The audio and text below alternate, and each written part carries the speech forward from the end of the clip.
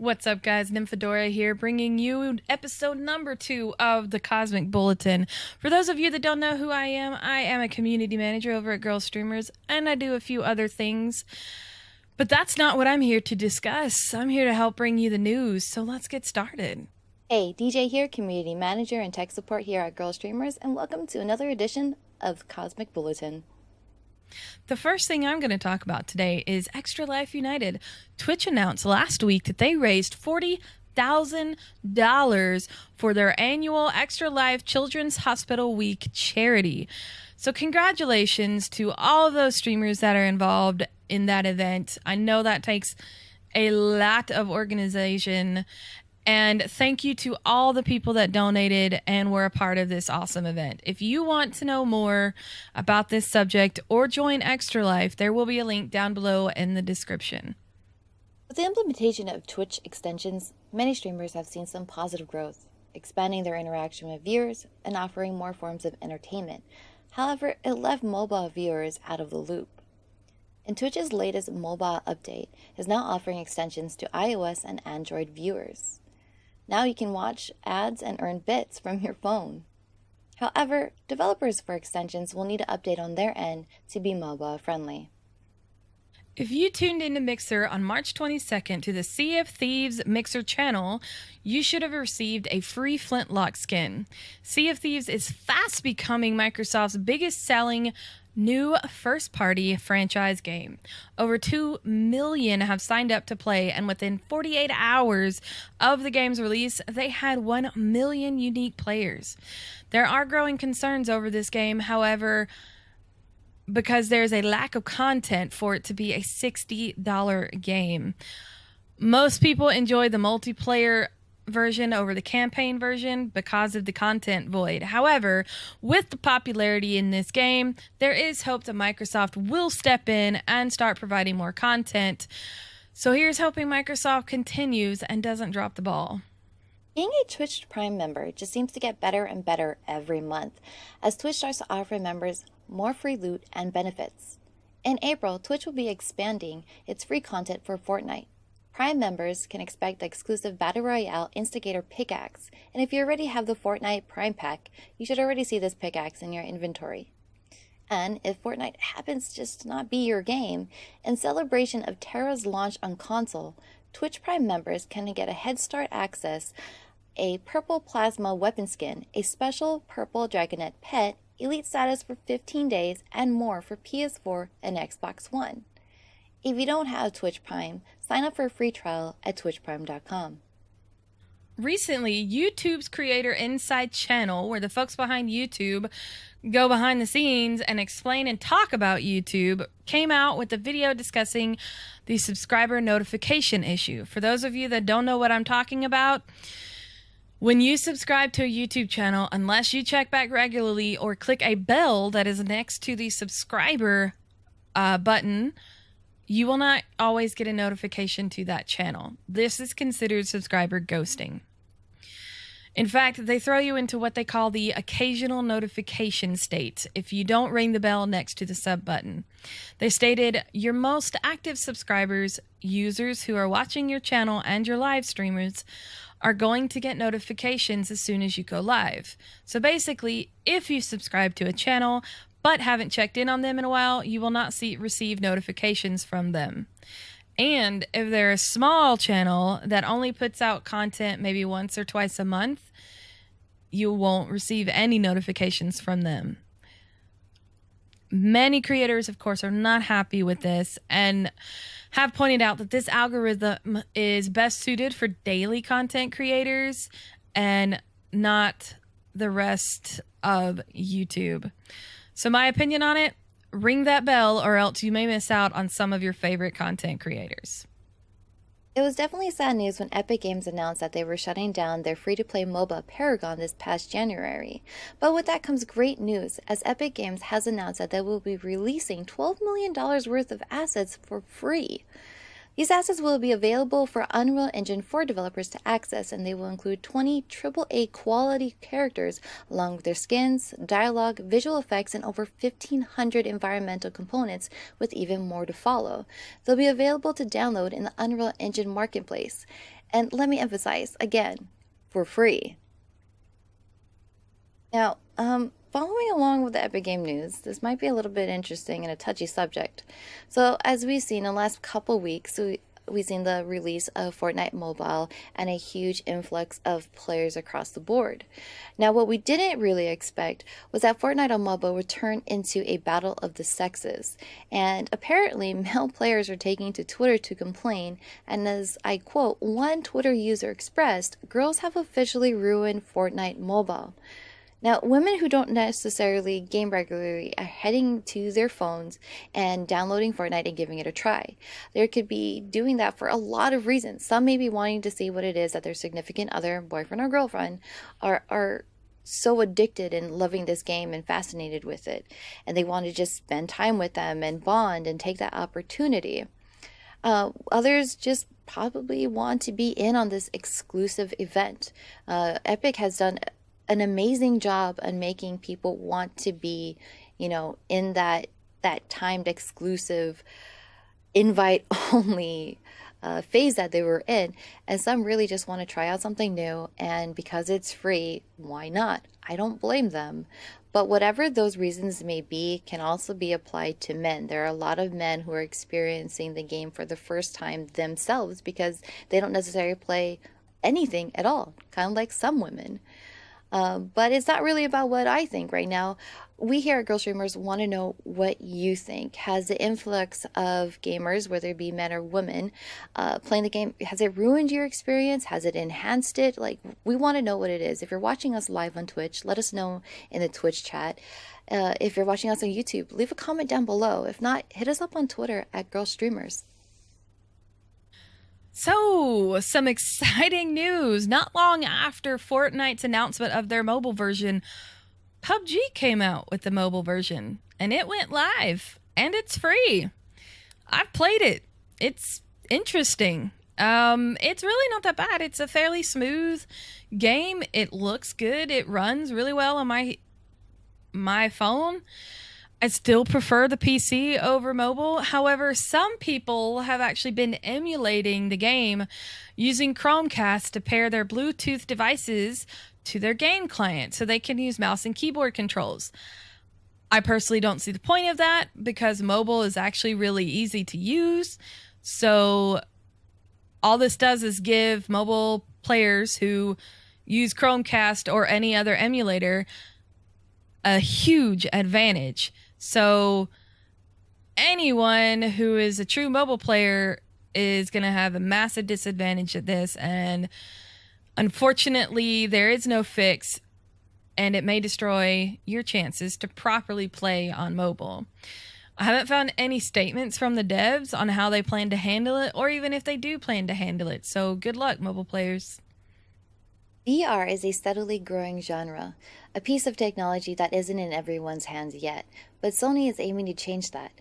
The PSVR bundle has had a very nice price drop, going from $399 now available for $299. In this competitive market, the PSVR is still the most affordable option, and since its launch in October of 2016, approximately 300 PSVR titles has been released globally, with so many more titles in store. The Overwatch Payload Tour is coming to a con near you. What is this, you ask? So the tour is for cosplayers and non-cosplayers alike.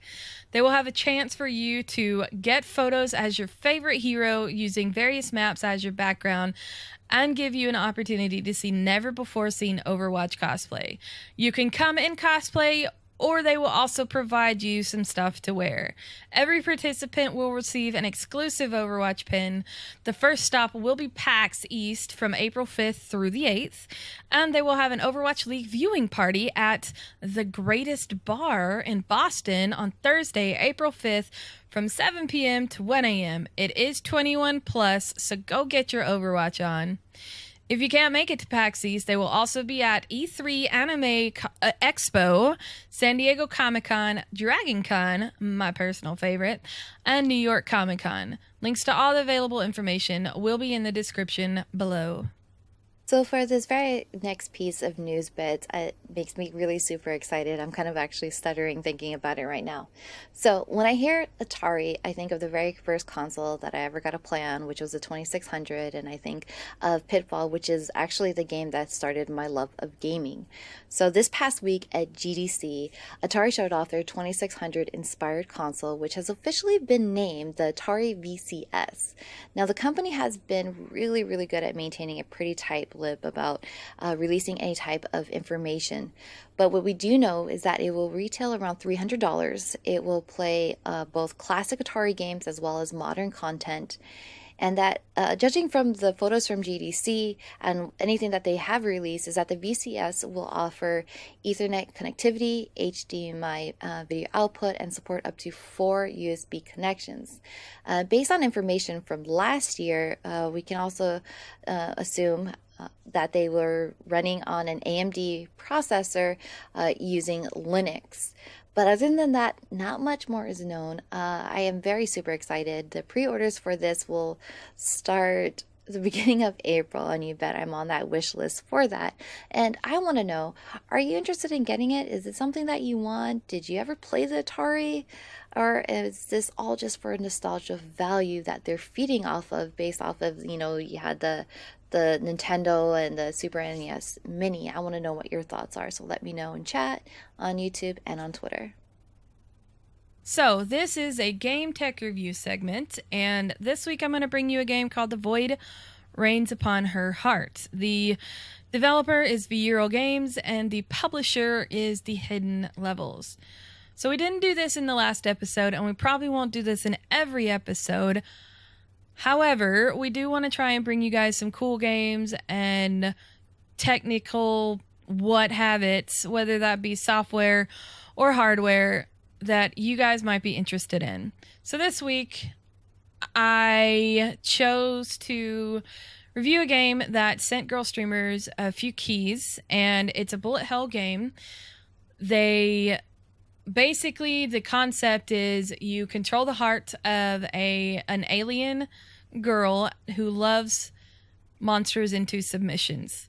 And I love that concept because you're trying to love everyone. You're spreading love, but you're loving them into submission, and you're shooting them with little hearts. So what could be more fun than shooting and loving, right?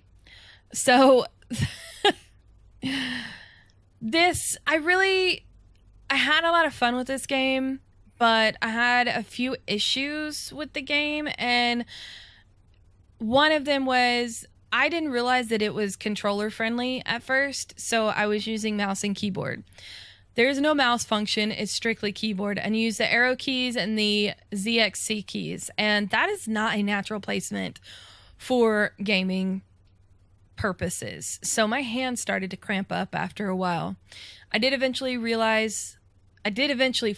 just test it out if I could use a controller. Much smoother. I highly recommend using a controller with this game, but there is the option to use the keyboard if you don't have a controller. It's a lot smoother with a controller.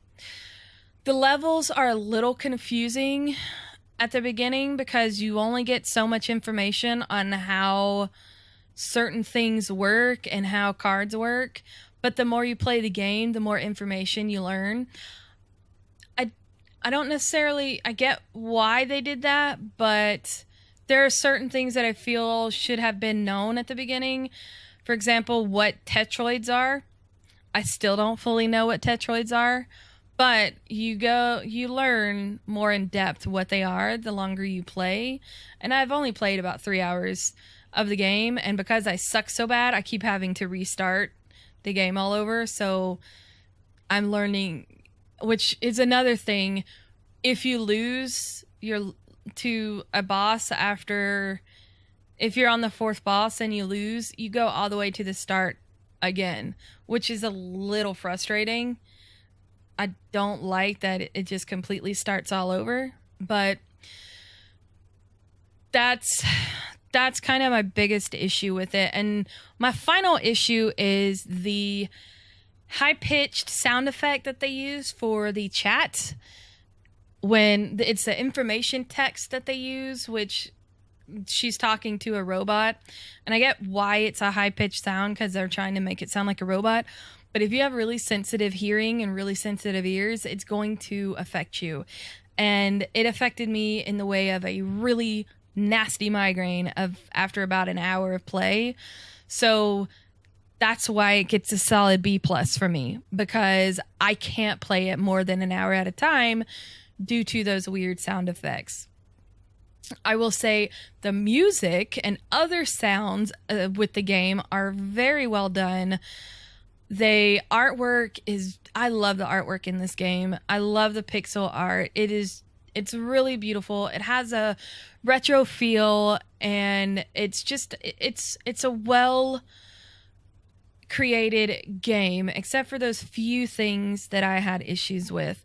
So I actually recommend checking it out. Again, the devs are the Euro Games, and the publisher is the Hidden Levels, and it's $7.99 on Steam. And you guys let me know what you think about it. Hey, Kick Nightmare here. I am Stream Team Coordinator and Community Manager for GirlStreamers. And if you had a chance to read any of my blog posts, you also know I'm an advocate for marginalized groups and how they're treated in the gaming world, more specifically how they're treated on Twitch. If you're a streamer on Twitch, emotes are basically everything to you, from having your sub emotes to having emotes just that relate to the style of your stream. Custom emotes are an extension of our personalities and our communities. These are simple to understand and are scrutinized by Twitch, BTTV, and Frinkerface, as we've all just waited to get approved or denied. There are, however, some emotes that just exist. These are the Twitch global emotes, and most of them are fun, cool, usually some are seasonal, or some are made specifically for events. That is where the latest issue has arisen to the forefront, and helps highlight an ongoing issue with another global emote, and how it is used in people of color streams. When Twitch and KFC decided to get together for a PUBG tournament recently, it only seemed natural. After all, getting a chicken dinner in PUBG is the goal of anyone who plays the game. The emote, a bucket of KFC chicken, seemed harmless enough, but if you are a black person of color, it might have come with a sense of dread. Why, you may ask? Well, first you need to take a look at another emote, the tryhard emote, based on a very well-known streamer called Trihex. My introduction to the tryhard emote was likely a little different than many of my non-people of color. Normally, an emote is just something you put in to emphasize what you're trying to say, have fun with the chat and the streamer. But the tryhard emote, the first time I ever saw it, it was used to get around the banned words feature on both my bot and Twitch settings so they could use the N-word in my chat and troll me with racial slurs. Some people don't even use the letters around the emote and just cut through the pretense. But what I do know is when this emote is used in my chat, it is not attached to anything good. So with that brief history, I bring up the KFC bucket of chicken.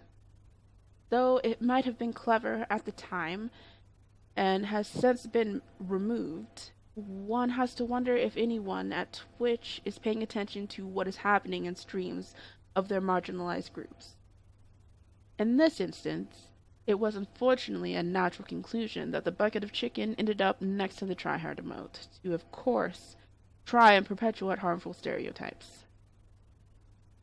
It begs a question.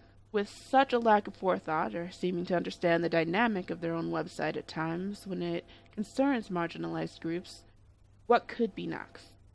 The trolls do not need help to troll, but at times it seems like Twitch hands them something to help them along. With the change in the terms of service in recent months, I am hoping action is taken against those who would use these tactics.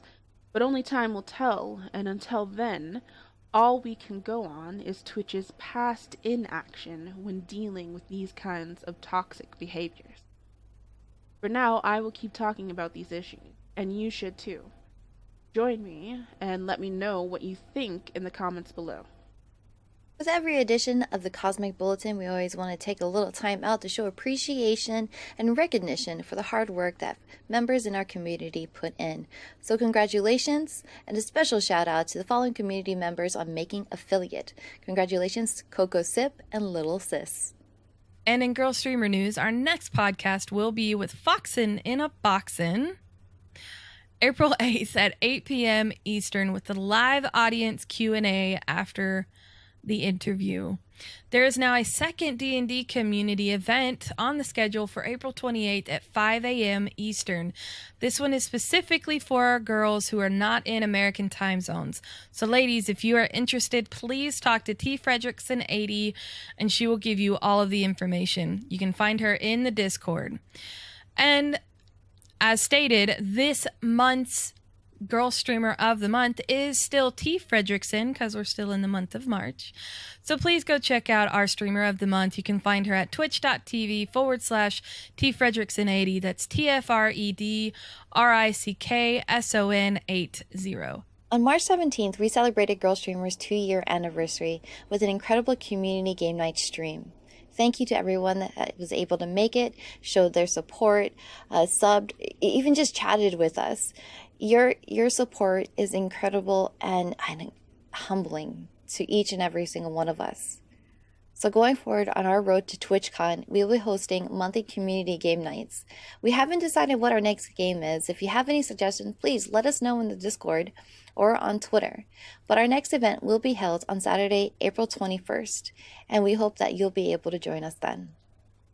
This past Sunday, we hosted the premiere of a new series created and hosted by Esley with co-host Carice called Stream Theory. If you missed it live or would like to rewatch it, be sure to visit Girl Streamers on Twitch or Stream Theory on YouTube. During this episode, they discussed filler words and how it may negatively impact you as a content creator. In each episode, there will be a post-show Q&A just for the community. The next episode of Stream Theory Live will be Sunday, April 29th. And to keep up to date with information and on the next topic, be sure to follow Girl Streamers and Stream Theory on Twitter. We do have a TwitchCon 2018 update. So during the last show, we did mention that some of the management team will be in attendance. Well, in a very exciting turn of events, all of Girl Streamers' management team will be there. So you can expect to see Dead Mannequin, Carice, who we may or may not have actually kidnapped, Kink Nightmare, Nymphadora, and myself. And if you'll be attending, be sure to check out the Twitch chat in Discord to fill out a quick survey. We definitely want to know if you'll be there too, because we want to hang out. We want to meet all you lovely ladies. It's going to be an exciting weekend, and we just can't wait. Thank you guys so much for joining us. And if you have any comments or questions about anything that we discussed on the show today, please leave a comment in the section down below. Don't forget to check us out on our website at girlstreamers.com for more information. You can follow us on Twitter at girlstreamers. You can watch and follow us on Twitch at twitch.tv/girlstreamers with an _ and don't forget to like and subscribe to us on this YouTube channel, and remember, ring that bell if you want to make sure you receive more awesome content from us.